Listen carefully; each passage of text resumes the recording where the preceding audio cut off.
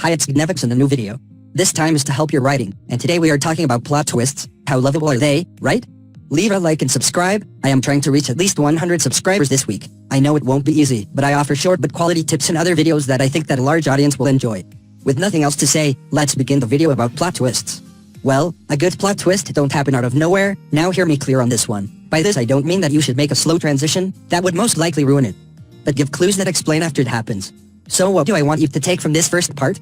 Do make a sudden plot twist, since that has proven to be working multiple times. But do not give it without a discreet foreshadowing first.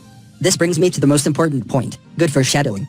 This is the coolest thing that you can make any story. Reason number 1. It will make your fans theorize after its meaning before the plot twist happens. Who doesn't want to have people making theories of his work?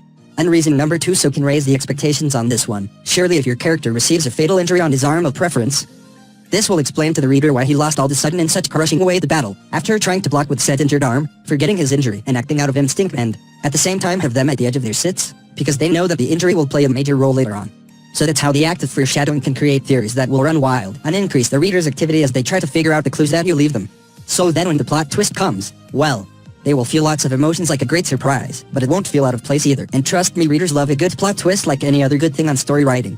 That was all for this short video. I will be publishing my own manga/comic soon. If you want to know more, wait for future videos and subscribe. I am starting in YouTube, and I want to help all kinds of writers. Thanks for watching.